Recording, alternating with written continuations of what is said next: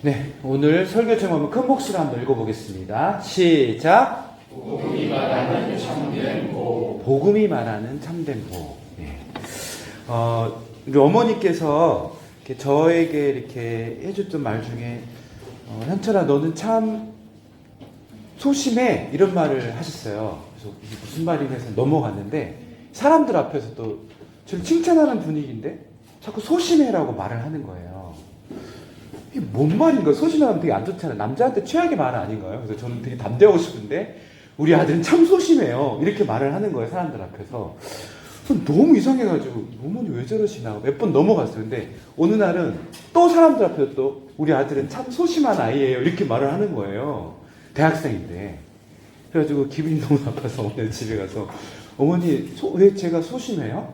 이렇게 물어봤어요. 그랬더니 알고 어머니는 섬세하다는 말을 소심하다고 표현을 한 거예요. 그러니까 우리 아들은 참 섬세하게 이렇게 참 따뜻해요. 이 말을 칭찬으로 사람들 앞에서 이렇게 하는 말이었는데 어머니가 이제 그 소심하다고 잘못 이해를 하시니까 확 나올 때 현철아 넌 참 소심해. 저 기도 열심히 하고 난 담대하게 날 기도 열심히 했는데 나오자마자 아들아 넌 참 소심하다 이렇게 말하니까 나를 낳아주신 나의 어머니께서 가장 잘하는 나의 어머니께서 나보고 소심하다는 게 너무 상처가 됐던 거예요. 근데 알고 봤더니 섬세하다는 말을 잘못 오해하시고 소심하다고 착각을 하셔가지고 그 말을 여러 번 쓰시고 심지어 사람들 앞에 썼던 거예요. 그러니까 여러분 우리가 어떤 단어를 쓸 때 그 단어의 정확한 의미를 모르고 쓰다 보면은 오해가 생깁니다. 근데 가장 기독교에서 오해를 많이 받는 단어 중에 하나가 있다면 그건 복이라는 단어인 것 같아요. 복. 그러니까 하나님 이 자녀에게 복을 주십시오 하면 아멘 하고 큰 소리를 하잖아요. 근데 목사님이 빌어줬던 그 복과 그 성도가 생각했던 복이 다른 거예요. 그래서 복 받고 싶다고 하는데 성경에서 말하는 그 복과 본인이 생각하는 복이 다르니까 거기에서 엄청난 갭이 생기고 오해가 생기는 겁니다. 그래서 하나님한테 삐지기도 하고 하나님을 향하여서 원망하기도 한 이유가 뭐냐면 성경에도 분명 복이라는 단어를 쓰는데 그 복의 의미가 다른 거예요. 가장 많은 오해가 심각하게 있는 게 바로 이 복이라는 단어인 것 같아요. 기독교는 복의 종교입니다. 정말 복을 너무나 중요하게 여기고 정말로 그리스도인이 누려야 될 최고의 가치 중에 하나가 복이라고 해도 이렇게 표현해도 단언해도 이상하지 않을 만큼 그만큼 복은 하나님께서 우리에게 주신 귀중한 선물이에요. 그런데 이 복이 뭐냐고 물어봤을 때 이 복에 대한 오해가 너무 많아요. 그래가지고 내가 생각하는 복과 주님이 주시고자 하는 복이 다른 거예요. 그래서 난 이만큼을 기대했는데 하나님은 다른 복을 주셨을 때 하나님을 향하여 원망을 하는 거예요. 그리고 하나님이 살아계시지 않다는 둥, 하나님 돌아가신 것 같다고 생존을 걱정하고 막 하나님이 정말 계시는지 존재 여부를 걱정하는 사람이 그렇게 많은 거예요. 근데 오늘 분명히 해야 됩니다. 오늘 말씀을 통해서 복복복 하는데 성경에서 말하는 복의 의미와 진짜 내가 생각하는 복의 의미를 분명히 갈무리를 해야 돼요. 그래서 하나님이 주시고자 하는 복의 의미가 뭔지를 분명히 하셔야 됩니다. 그렇지 않고 막연하게 복 주세요. 복을 빌어주세요. 이렇게 기도하고 또 다른 사람들 요청하는 이런 중보 기도가 잘못될 수 있습니다. 잘 들어야 돼요. 자, 오늘 본문은 믿음으로 의롭다 하심을 받은 사람이 누리는 복에 대해서 소개를 해요. 놀랍게도 바울이 말하는 복은 세상에서 말하는 복과는 전혀 다른 차원의 복을 얘기를 합니다. 복의 종류가 다른 거예요. 잘 생각해 봐야 됩니다. 첫 번째, 성경에서 말하는 참된 복은 무엇인가? 우리 큰 목소리로 대지를 한번 읽어보겠습니다. 시작! 참된 복은 하나님과 화평을 누리는 것입니다. 여러분, 성경에서 말하는 복은요, 하나님과 화평을 누리는 것을 복이라고 말해요. 잘 생각해야 됩니다. 하나님과 화평을 맺는 게 복입니다. 자, 우리 1절 한번 큰 목소리로 봅시다. 시작. 그러므로 우리가 믿음으로 의롭다 하심을 받았으니 우리 주 예수 그리스도로 말미암아 하나님과 화평을 누리자. 그러므로 우리가 믿음으로 의롭다 하심을 받았어요. 우리가 하나님을 믿는 자가 되었어요. 성도가 되었어요. 그리스도가 되었어요. 그리스도인이 되었어요. 자, 그러면 어떤 일을 하냐면 예수 그리스도로 말미암아 하나님과 화평하게 된대요. 이것을 누리게 된대요. 바울은 오늘 본문에서 의롭다 하심을 받은 사람이 가장 먼저 누리는 복으로 하나님과의 화평을 말합니다. 많은 사람들이 이 화평을 마음이 편안한 상태라고 생각을 해요. 화평, 평안 이런 느낌 있잖아요. 막 세상이 난리를 쳐도 밖에서 막 폭풍처럼 몰려오는 그런 근심 걱정이 몰려와도 내 마음은 inner peace 하면서, 이게 성경에서 말하는 화평이 아니에요. 그 불교에서 말하는 거예요. inner peace, 내적 평안. 누가 욕을 해라, 너는 지져라, 나는 평안하다, 이런 차원에서의 화평이 아닙니다. 여기서 말하는 화평은 뭐냐면 하나님과 화평인데 구체적으로 샬롬이에요. 샬롬. 우리가 샬롬하고 인사를 하잖아요. 이 샬롬을 그대로 헬라어로, 구약의 히브리어를 헬라어로 번역하게 화평이에요. 에이레네. 같은 단어예요. 그럼 구약에서 말하는 화평이 뭔지를 알아야 되겠죠. 그 평화가 뭔지를. 평화, 평안, 이 단어, 화평, 다 같은 단어예요. 번역을 약간 다르게 놓은 거예요. 에이레네입니다. 이 뜻은 구약에 나오는 샬롬이에요. 샬롬. 그럼 샬롬이 뭔지 아십니까? 샬롬은 전쟁이 없는 상태를 일반적으로 알게. 전쟁이 없는 상태. 근데 너무 막연하죠? 구체적으로 모든 것이 하나님께서 창조하신 본래의 질서와 조화를 회복한 상태를 말해요. 하나님께서 원래 지어놓으신 이 창조의 질서대로 모든 것이 순리대로 돌아가고 있는 상태. 이것을 샬롬이래요. 질서와 조화의 상태를 가리켜서 샬롬이라고 하는 거예요. 구체적으로 말하면 이렇게 됩니다. 하나님께서 우리를 지으신 창조의 질서가 있잖아요. 그게 뭘까요? 하나님과 우리가 바른 관계를 맺는 걸 말하는 거예요. 그게 샬롬이에요. 하나님과 내가 바른 관계를 맺고 있는 상태. 그럼 하나님과 내가 바른 관계를 맺는 게 구체적으로 뭘까? 하나님은 창조주죠. 하나님은 창조주고 나는 그 앞에서 피조물인 것을 바로 아는 거예요. 이게 샬롬이에요. 하나님은 왕이시고 나는 그의 백성인 것을 바로 바른 관계를 맺고 있는 상태예요. 하나님 왕이시고 나는 그의 백성이에요. 하나님 주인이고 나는 그의 종인 거예요. 하나님 나의 아버지시고 나는 그의 아들이고 딸인 자녀인 거예요. 이런 바른 관계를 맺고 있는 상태를 성경에서는 샬롬, 평안이라고 말해요. 약간 우리가 생각하는 거 다르죠? 그러니까 어떤 거예요? 하나님과 바른 관계를 맺음으로써 모든 질서가 온전한 상태에 있는 것. 그것을 샬롬이라고 하는 것. 온전한 삶, 완전한 삶. 그렇다면 왜 하나님과의 화평한 것이 왜 최고의 복일까? 가장 첫 번째 나오는 복일까? 그 이유는 분명하죠. 하나님은 모든 복의 근원이잖아요. 우리는 흔히 우리가 복을 하나님께서 주시는 선물증으로 생각을 해요. 건강, 재물, 가정, 좋은 직장, 배우자, 그리고 나의 좋은 평안한 삶, 안락한 삶, 이런 것들은 하나님 주신 선물인데 이것들은 모두 하나님께 주신 열매일 뿐인 거예요. 선물의 열매. 하나님께서 진짜 주시는 최고의 복은 뭘까요? 그러면 열매가 아니라 복 자체이신, 복의 근원인 하나님 자신이겠죠. 하나님을 주는 거예요. 성경은 하나님을 모든 복, 모든 생명의 근원이라고 여겨요. 그래서 하나님을 받는 것보다 더 큰 복은 없어요. 그러니까 하나님과 받는 건 뭐예요? 하나님과 올바른 관계를 맺는 거가 하나님을 얻는 거죠. 그래서 이 상태, 하나님과 올바른 관계를 맺고 하나님과 화평의 관계를 맺는 거, 이게 최고의 복인 거예요. 왜? 하나님 안에 모든 게 다 있는데 그 하나님 안에서 모든 걸 공급받는데 그보다 큰 복이 어디 있어요? 그래서 하나님을 얻는 것만큼 최고의 복은 없다고 그러는 거예요. 왜? 하나님 안에 우리가 그리스도를 꿈꾸고 바라마자 하는 모든 좋은 것들이 하나님 안에만 있으니까. 여러 번 얘기했잖아요. 진짜 지깁이 닳도록. 영어의 좋은 형용사 굿의 어원이 뭐라고요? 갓이라고, 갓. 모든 좋은 것들은 하나님 안에 있기 때문에 하나님을 얻는 것보다 큰 복은 없는 거죠.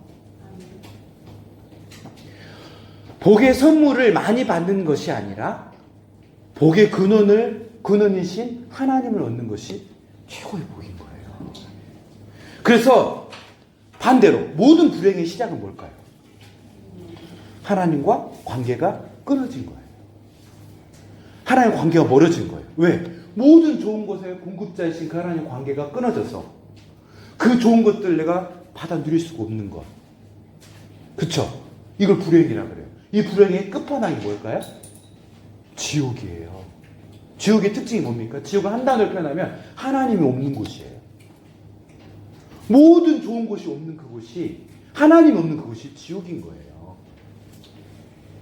죄의 본질은 단순히 규칙을 어긴 것이 아닙니다. 하나님과의 관계가 깨진 것을 말해요. 그리고 하나님과의 관계가 무너지자 모든 관계가 함께 무너지는 겁니다. 모든 질서와 모든 법칙이 다 깨져버리는 거예요. 부부 사이의 책임을 전가하기 시작했습니다. 형제 사이에서는 살인이 일어났습니다. 땅은 저주를 받았습니다. 노동은 고통이 되었고 죽음이 세상에 들어왔습니다. 이거 언제 일어나는 거예요? 창세기 3장 죄를 범했을 때 일어난 거잖아요. 하나님과 관계가 깨지니까 모든 악들이, 모든 불행들이 한꺼번에 몰려온 거예요. 인간이 경험하는 모든 비극의 뿌리는 결국 하나님과의 단절에서부터 온다는 거예요.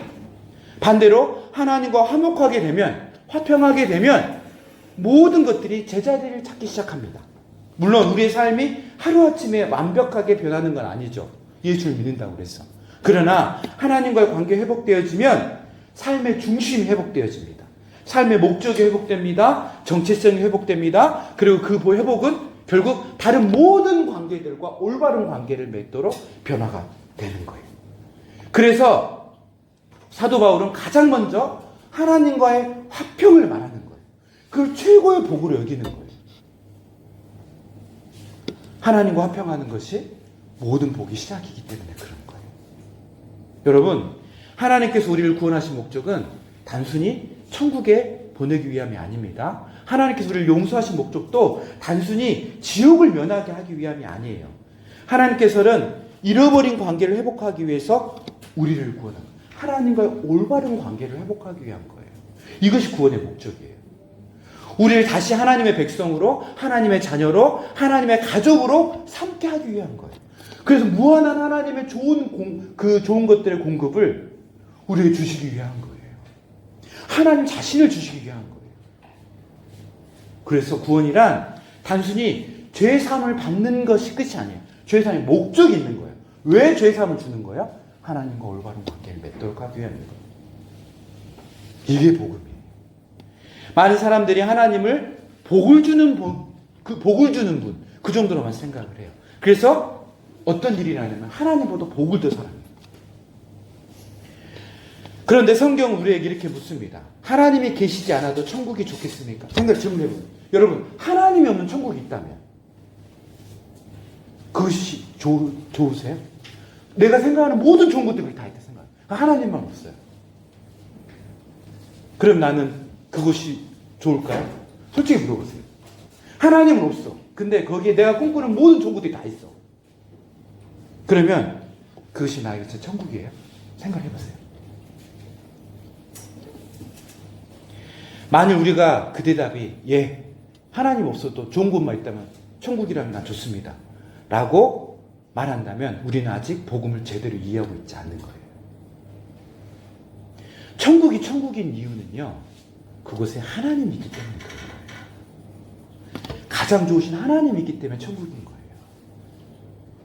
그런데 하나님이 상관없는 복만 있다. 뭔가 이상한 거예요. 고통이 없기 때문에 천국인 게 아니에요. 하나님이 계시기 때문에 그것이 천국인 거예요. 가장 큰 복은 하나님 자신입니다. 그래서 성도는 하나님을 이용해서 복을 얻는 사람들이 아니라 하나님을 이미 얻었기 때문에 이미 큰 복을 가지고 소유한 자라는 것을 명심해야 됩니다. 이 사실을 깨닫는 사람은 세상의 형편이 아니라 하나님을 자랑하게 돼 있어요. 성공해서 기뻐하는 것이 아니라 그 성공을 주신 하나님 때문에 기뻐하는 거예요. 달라요. 왜냐하면 하나님을 얻는 사람은 이미 복의 근원을 얻은 자이기 때문에 그런 거예요. 사랑하는 여러분, 혹시 우리는 하나님보다 하나님께서 주시는 것을 더 사랑하고 있지 않은지 돌아보셔야 돼요. 기도의 제목들 한번 돌아보셔야 됩니다. 우리는 건강을 구하고 형통을 구하고 문제 해결을 구합니다. 그러나 이 모든 것보다 먼저 구해야 할 것은 뭐예요? 하나님이에요. 하나님과 올바른 관계예요. 하나님을 얻으면 그 안에서 참된 만족을 누리게 되고 설령 원하는 것들을 다 얻지 못한다 할지라도 결코 빈 사람이 되지 않습니다. 반대로 하나님을 잃어버린 채 세상의 모든 것을 다 얻는다 해도 결국 가장 중요한 것을 잃은 사람, 하나님을 잃은 사람 그 자체가 비극이에요. 여러분 잘 생각해 보세요. 여러분 얘기했습니다. 이 세상에 최고 저주스러운 사람 누군지 아십니까? 하나님이 없는데도, 하나님을 믿지 않는데도 이미 행복하고 이미 복된 사람이에요. 그 사람은 돌이킬 기회가 없어요. 일시적인 잠시 잠깐의 행복과 복을 누릴 수 있어도 복의 근원이시고 복 자체이신 하나님을 잃어버린다? 그것은 미련한 거예요. 반대로 정말 비참한 그리스도인의 모습은 뭐냐면 이 하나님을 얻고도 이 하나님을 누리지 못하는 사람들이에요. 이 하나님 안에 있는 생명과 그 복의 복 자체가 되신 그 하나님을 갖고도 누리지 못하는 것. 이게 비극이에요. 우리의 모습을 돌아볼 필요가 있습니다. 자, 두 번째 대지입니다. 큰 목소리 봅시다. 시작. 참된 복은 은혜 안에서 하나님의 영광을 바라보며 하나님의 영광을 바라고 즐거워하는 게 복이래요. 바울은 하나님과 화평을 말한 후에 곧바로 한 걸음 더 나아갑니다. 자, 우리 한번 2절을 한번 읽어보겠습니다. 시작. 또한 그로 말미암아 우리가 믿음으로 서 있는 이 은혜에 들어감을 얻었으며 하나님의 영광을 바라고 즐거워하느니라. 여기서 매우 놀라운 표현이 나옵니다. 은혜에 들어감을 얻었다. 은혜에 들어감을 얻었다. 원문에는 장소적 개념으로 이걸 묘사를 해놨어요. 이미지가 어떤 장소에 들어가는 것으로 표현을 해놨다는 거예요. 마치 왕궁 밖에서 떨며 서 있던 사람이 왕의 초청을 받아서 왕궁 안으로 들어가는 모습인 거예요. 혹은 사막을 헤매던 사람이 마침내 풍성한 샘이 있는 오아시스 안으로 들어가는 그런 모습으로서 이 표현을 은혜에 들어감을 얻었다라고 묘사를 한 거예요. 바울은 말합니다. 너희는 더 이상 은혜 밖에 있는 사람이 아니다. 예수님을 믿는 순간 우리의 영적인 주소가 완전히 바뀜을 선언하는 거예요. 더 이상 우리는 죄 아래 있는 사람이 아닙니다. 정죄 아래 있는 사람도 아닙니다. 하나님의 진노 아래 있는 사람도 아니라는 거예요. 우리는 하나님의 은혜 안에 있는 사람이 된 거예요. 그리고 바울은 현재형으로 말합니다. 우리가 지금 더 서 있는 이 은혜, 지금 여기에 서 있는 이 은혜라고 표현을 해요. 은혜는 잠깐 들렸다가 지나가고 나와버리는 그런 것이 아니에요. 우리의 삶의 터전이 은혜라는 거예요. 집이래요. 우리가 살아가는 새로운 세계래요. 성도는 은혜를 찾아다니는 사람이 아니라 이미 은혜 아래에 있음을 깨닫는 사람이에요. 이 은혜 안에 있음을 깨닫고 이 은혜를 여기서 누리는 사람이 성도의 삶이에요. 많은 성도들은 이렇게 생각을 해요. 요즘 은혜가 안 된다. 은혜를 받아야 되는데 내가 은혜가 없다. 이런 말이에요. 그런데 마치 어떻게 표현할까요? 은혜가 멀리 있는 것처럼 말을 한다는 거예요. 그래서 사도 바울은 정반대로 말을 해요. 너희는 이미 은혜 안에 있다. 은혜가 없는 것이 아니에요. 은혜를 모르고 느끼지 못하고 누리지 못하는 거예요. 해가 구름 뒤에 가려졌다고 해서 태양이 사라진 것이 아닌 것처럼 하나님의 은혜도 우리의 감정에 따라 사라졌다 나타났다 하는 것이 아니라는 거예요. 우리는 이미 은혜 안에 있어요. 하나님은 오늘도 우리를 은혜로 붙들고 계십니다. 숨 쉬는 것도 은혜입니다. 예배하는 것도 은혜입니다. 기도할 수 있는 것도 은혜입니다. 말씀을 깨달을 수 있는 것도 은혜입니다. 넘어졌다고 해도 은혜예요. 왜요? 그것이 은혜이기 때문에 그래요. 실수하고 범죄해서 넘어진 그 자리가 어느 자리예요? 죄의 자리가 아니에요. 그 자리도 은혜의 자리예요. 우리가 어떤 곳이든지 그것이 성공의 자리고 형통의 자리든 반대로 넘어진 것 절망의 자리일지라도 하나님을 알고 믿는 사람들은 그 자리가 은혜의 자리가 된다는 거예요. 그래서 신자의 삶에는 실패라는 단어가 없습니다. 세상은 성공과 실패를 환경으로 판단을 해요. 조건으로 판단을 해요.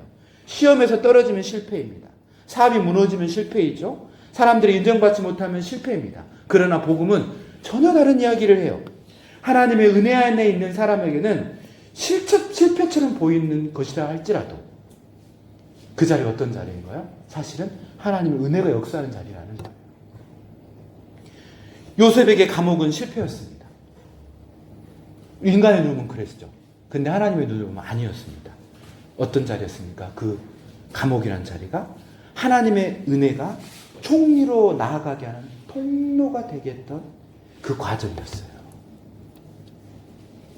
모세에게 광야는 실패였습니까? 아닙니다. 하나님은 광야에서 모세라는 지도자를 비추셔내는 은혜의 자리였어요. 다윗에게 아둘람 굴은 실패였습니까? 결코 아니었습니다. 그곳에서 하나님은 왕의 심장을 만들어 가시는 은혜의 자리였어요. 십자가는 실패였습니까? 결코 아니죠. 세상은 실패라고 말을 해요. 그런데 하나님은 가장 위대한 승리를 어디에서 이루십니까? 십자가에서 이루셨어요. 복음은 언제나 인간의 실패라고 부르는 자리에서 하나님의 은혜를 꽃피웁니다. 그래서 신자는 실패의 자리에서도 이렇게 말할 수 있어요. 하나님은 지금도 내 삶 가운데 은혜로 말하고 계시다. 내가 서 있는 이 자리가 은혜의 자리다. 이렇게 말하는 거예요. 하나님의 은혜는 모든 것을 합력하여 선을 이루십니다. 우리는 흔히 하나님의 은혜를 기적이라고 생각을 합니다. 병이 낫는 것, 문제가 해결되는 것, 사업이 잘 되는 것, 좋은 사람을 만나 결혼을 잘하는 것, 이거 은혜죠. 그런데 성경이 말하는 더 큰 은혜는 모든 일을 선으로 바꾸시는 하나님의 손길이라는 거예요. 병도 은혜가 돼요. 눈물도 은혜가 돼요. 실패도 은혜가 됩니다. 상처도 은혜가 돼요. 왜요? 하나님께서 그것마저도 합력하여 선을 이루시기 때문에 그래요. 생각해보면 우리 인생에서 가장 많이 성장한 때는 언제였습니까? 형통할 때였습니까? 아니에요. 어려울 때 영적으로 성장해요. 가장 기도를 많이 했던 때가 언제예요? 잘 될 때보다도 막막할 때였어요. 그때 기도 많이 합니다. 가장 하나님을 깊게 만났던 순간도 평탄하고 안락한 때가 아니라 사실은 가장 힘든 눈물의 골짜기 시절이 아니었습니까? 생각해 보세요. 그래서 하나님의 은혜는요, 우리 환경을 바꾸지 않고 사람을 먼저 변화시킵니다. 어떻게 변화시킵니까? 하나님의 영광을 바라게 하고 즐거워하게 합니다. 하나님의 영광을 하나님을 바라보고 마음을 변화시킵니다. 즐거워하게 만드는 것. 우리는 지금도 하나님의 영광을 바라보고 즐거워하십니다. 세상은 현재의 환경을 보고 기뻐합니다. 그러나 성도는 미래에 완성될 하나님의 영광을 바라보며 기뻐합니다. 아직 완성되진 않았습니다. 아직 눈물이 있습니다. 아직 병이 있습니다. 아직 연약함과 죄가 있어요. 싸우고 있어요. 그러나 우리는 압니다. 하나님께서 시작하신 이 은혜는 반드시 영광으로 완성시키고야 말 것을. 그래서 그것을 믿음 가운데 소망 함께 지금 여기에서 즐거워할 수 있는 겁니다. 사랑하는 여러분, 지금 있는 자리가 실패의 자리라고 느끼십니까? 감정이 무너진 것 같습니까? 사업이 막혀 있는 것 같습니까? 또 우리가 하는 이 사역들이 열매가 없는 것 같습니까? 그러나 오늘 바울은 선포합니다. 우리가 서 있는 이 실패의 자리로 보이는 이 자리가 사실은 이미 은혜의 자리고 하나님이 일하시는 자리고 합력하여 선을 이루시는 자리라는 거예요. 성도의 삶에는 우연이 없습니다. 버려진 시간도 없습니다. 헛된 눈물도 없습니다. 모든 시간이 하나님의 은혜 아래 있습니다.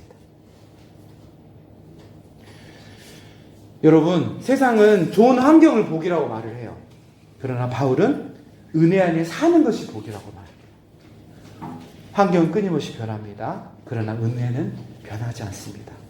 형편은 흔들립니다. 그러나 은혜는 흔들리지 않습니다.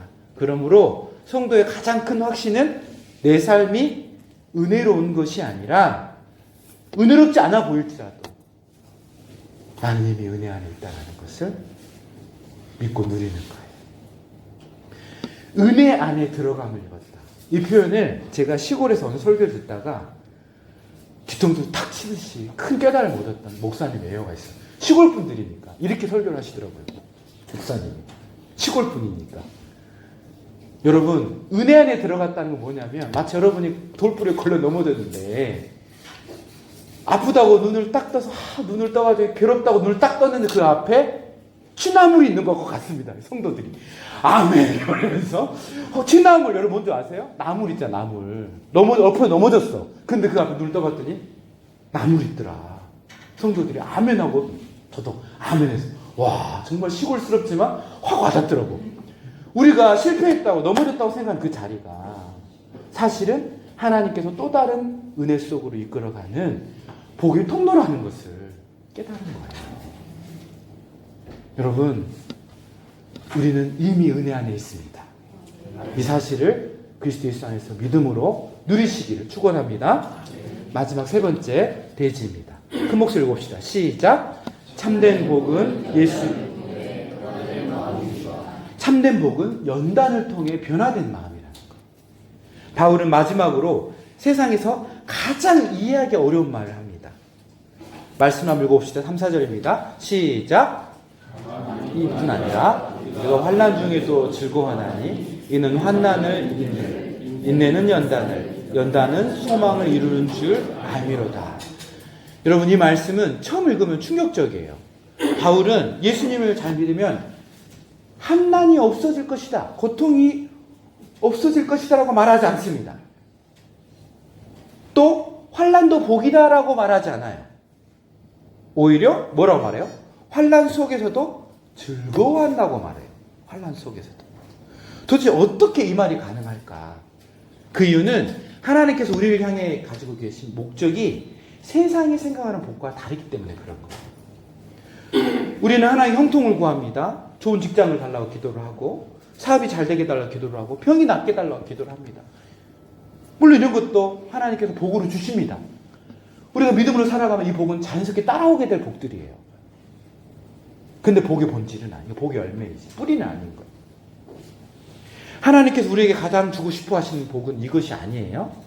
하나님께서 가장 원하시는 복은 우리의 마음이 변화되는 거예요. 우리의 마음이 변화되는 게 최고의 복이에요. 생각해 보십시오. 만약 하나님께서 우리가 원하는 것을 모두 즉각적으로 주신다면 어떻게 될까요? 돈을 달라 하면 바로 돈을 주시고, 성공을 달라 하면 바로 성공을 주시고, 건강을 달라 하면 평생 병들지 않고, 그렇게 살아간다면 우리는 정말 하나님을 사랑하게 될까요? 아니면 하나님이 주시는 그 선물을 사랑하게 될까요? 하나님을 사랑하게 될까요? 하나님의 능력을 사랑하게 될까요? 필연적으로 하나님이 아닌 하나님의 능력과 하나님 주신 선물을 사랑하게 될 거예요. 죄인인 우리는 너무나 쉽게 하나님보다 하나님의 선물을 사랑합니다. 하나님보다 성공을 더 사랑하고요. 하나님보다 돈을 더 의지하고, 하나님의 뜻보다 사람의 인정을 더 원해요. 그게 우리예요. 그래서 하나님께서는 우리를 때로는 그대로 내버려 줄 때가 있어요. 결핍과 고통 가운데. 왜 그랬습니까? 이건 복이 아니기 때문에. 결국 우리를 망하게 하는 우상이 될 수 있기 때문에 그런 거예요. 제가 누누이 얘기했죠. 세계관이 변하고 말씀대로 마음이 변화되지 않는 상태에서 복을 받게 되잖아요. 그건 복이 아니라 독이 돼요. 복이 아닙니다. 마음이 변화되지 않는 상태에서 복을 받잖아요. 그건 복이 되지 않고 독이 돼요. 제가 가장 마음이 아픈 사람들이 어떤 유형의 사람들이냐면, 이런 장로님들이 결국 얘기를 하다 보면은 복이라고 말하는 내용들이 뭔가 보면, 내가 세상에 이렇게 성공했습니다. 내 자녀들이 이렇게 유명 대학에 들어가고, 내 자녀들이 이렇게 잘 나갑니다. 그 얘기를 그렇게 하는 거예요. 예수님 믿고 복 받았다고 얘기를 하는 걸 다 들어보면은 그런 얘기를 너무 당당하게 얘기를 하는 거예요. 여러분, 이거 충격적인 거예요. 이게 복이에요? 정말 그게 복이라면 그렇게 말하면 안 되죠. 어떻게 말해야 돼요? 하나님께서 이런 복을 내 자녀에게 주셨습니다. 내 삶에 이런 복을 주셨는데 생각해 보니까 은혜였습니다. 오직 하나님의 은혜입니다. 이거 하찮은 것들인데, 주 예수보다 더 귀할 수 없는 하찮은 것들인데, 이런 것을 주신 이유는 예수님이 귀하다는 걸 가르쳐 주기 위함입니다. 이런 말, 예수를 말해야 되는데 자기가 받은 복들을 잘하는 거예요. 되게 불편해요. 전 너무 이런 얘기를 간간히 듣습니다. 공동체 내에서. 그러면 제가 한 목회에 대해서 근본적인 질문을 던져요. 근데 심각하게 잘못했다.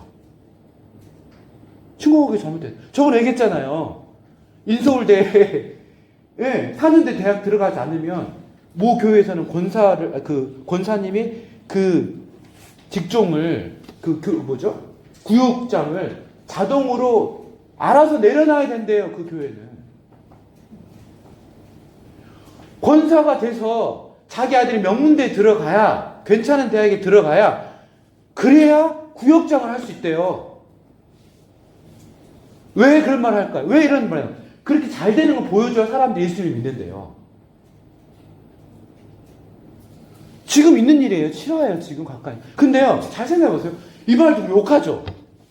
욕하잖아요. 이런 거지 같은 교회가 다 있나. 큰 교회예요. 유명한 교회입니다. 그 성도님이 한 상담을 했어요. 목사님 이게 맞냐고. 저는 진짜 이걸 들으면서 처음에는 그 교회를 욕했어요. 그 목사님을 욕했고. 근데 제 자신을 돌아보게 되는 거예요. 과연 나는 예수님을 복으로 여기고 있는가? 아니면 예수님이 주는 선물들을 복으로 여기고 있는가? 그 예수님이 쪼잔하게 그 선물 안 줘요? 주실 거예요. 근데 우리의 마음이 우상 숭배로 넘어가 버리는 거예요.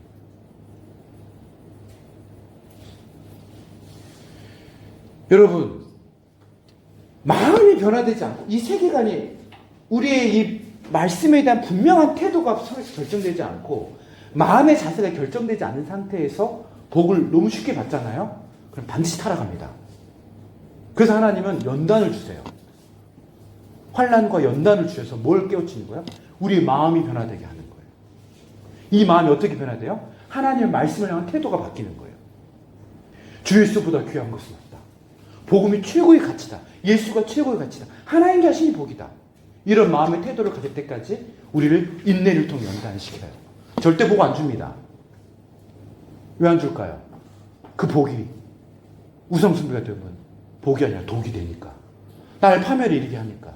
사랑하니까 줄 수 없는 거예요. 우리 자녀를 생각해 봅시다. 자녀들이 원하는 거 다 주지 않죠. 때로는 매를 들 때가 있고 훈계할 때가 있어요. 왜 그렇습니까? 그걸 바로 얻고 떼쓰는 걸 바로 주면 어떻게 돼요? 성장하지 않기 때문에 그래요. 자라나지 않기 때문에 그래요. 마음이 성숙해지지 않기 때문에 그러는 겁니다. 최고의 복은 뭘까요? 마음이 변화되는 거예요. 어떻게? 하나님을 향한 태도가, 하나님 말씀에 대한 태도가, 예배를 대한 태도가 바뀌어요. 말씀을 생각하는 태도가 바뀌어요. 겸손해져요. 최고의 복은 변화된 인격입니다. 돈이 아니에요.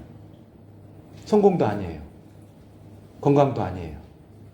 결국 하나님 원하시는 것은 변화된 인격이에요.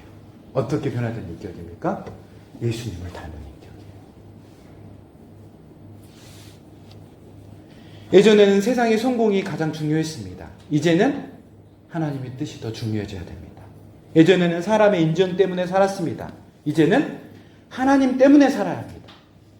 예전에는 내 계획이 가장 중요했습니다. 이제는 하나님의 뜻이 제일 중요해야 돼요. 예전에는 세상을 닮아갔습니다. 이제는 예수님을 닮아가야 되는 거예요. 이것이 하나님께서 환난을 통해 이루시는 가장 큰 복입니다. 그래서 바울은 마지막에 소망을 말합니다. 왜 소망입니까? 예수를 닮아갈수록 우리의 소망이 세상에서 하나님께로 옮겨가기 때문입니다. 예전에는 돈이 소망이었습니다. 사람의 인정이 소망이었고 성공이 소망이었습니다. 그러나 이제는 아니죠. 우리의 소망은 예수 그리스도예요. 그리고 그리스도를 닮아가는 것이 우리 인생의 가장 큰 기쁨이 되는 거, 가장 중요한 복이 되는 거예요. 이것이 하나님께서 환난을 통해서 우리에게 주시는 최고의 복입니다. 사랑하는 여러분, 혹시 하나님께서 내 기도를 너무 늦게 들어주신다고 생각을 하십니까? 왜 내 인생에는 이렇게 연단이 많은지 답답하십니까? 오늘 말씀에 우리에게 분명히 제시하고 있어요. 하나님은 여러분을 사랑하지 않아서 기다리게 하는 것이 아니라는 거예요. 더 큰 복을 준비하고 계시는 거예요. 복을 닮을 수 있는 인격의 그릇을 만들고 계시는 거예요. 복을 받고도 타락하지 않을 수 있는 그 인격의 연단을 주시는 거예요. 복을 누릴 수 있도록 만드는 거룩함을 여러분에게 주시기 위함인 거예요. 세상은 형통이라고 말합니다. 그러나 형통을 복이라고 말합니다. 그러나 하나님은 형통보다 예수님을 닮은 마음을 복이라고 말씀해요. 사랑하는 여러분, 우리는 하나님께 환경의 변화를 구합니다. 그러나 하나님께서는 우리의 마음의 변화를 먼저 보시기를 원하세요. 복은 변화된 마음이에요. 말씀을 맺습니다. 우리는 평생 복을 구하며 살아갑니다. 그러나 오늘 말씀은 우리에게 묻습니다. 진짜 복이 뭐냐? 성경에서 말한 참된 복이 뭐냐? 복은 하나님과 화평을 누리는 거예요. 올바른 관계를 맺는 거. 그게 최고의 복이에요. 복은 은혜 안에서 하나님의 영광을 바라보며 살아가는 거예요. 은혜 속에 있음을 누리는 거예요. 그리고 이 복은 연단된, 변화된 마음이에요. 가장 복된 사람은 가장 많은 것을 가진 사람이 아니라 예수 그리스도 안에서 하나님을 얻은 사람입니다. 그 사람은 형편이 좋아서 기뻐하는 것이 아니라 하나님 때문에 기뻐합니다. 성공해서 감사하는 것이 아니라 은혜 안에 있기 때문에 감사함을 누리고 살아갑니다. 그리고 환난 속에서도 소망을 잃지 않습니다. 왜냐하면 그의 최고의 복은 세상이 빼앗을 수 없는 하나님 자신이기 때문에 그래요. 이러한 복을 지금 여기에서 이미 주시고 계시는, 누리고 계시는 분이라면 이미 여러분 복된 사람입니다. 오늘 이 복을 누리며 살아가는 저 여러분이 되시기를 주님의 이름으로 축복합니다. 아멘. 여러분, 복이 뭡니까? 진짜 복이 뭡니까? 성경에서 예비하신 진짜 복이 뭡니까? 그 복을 이미 받았음을 여러분 아십니까? 그렇다면 누리고 계십니까? 하나님과 올바른 관계를 누리고 맺고 계시는지 돌아보십시오. 모든 좋은 것들의 복의 근원 되신 그 하나님과 왕과 창조주와 주인과 아버지로서 내가 그렇게 하나님을 섬기고 있는 바른 관계를 맺고 있는지 돌아보십시오. 그리고 내가 이미 안에 은혜 속에 있음을, 내가 설령 실패의 자리라던 그곳이 하나님의 섭리가 있는, 하나님의 인도하심이 있는 은혜의 자리임을 정말로 믿고 있는지 돌아보십시오. 그리고 내가 그런 하나님의 복을 마음껏 누릴 만큼의 겸손과 하나님을 향한 절대 신뢰와 믿음을 갖고 있는 준비된, 변화된 마음을 가진 그런 인격의 소유자인지 돌아보십시오. 그리고 무엇인가 놓치고 있는 것들이 있다면 다시 첫자리로 돌아가서 하나님 앞에 겸손히 엎드렸으면 좋겠습니다. 주님, 성경에 말한 진짜 복을 누리게 하소서. 그리고 이 복을 소유할 뿐만 아니라 지금 여기에서 누리고 나눌 수 있도록 도와주십시오. 이 시간 함께 기도함으로 나아가겠습니다. 아버지 하나님 감사합니다.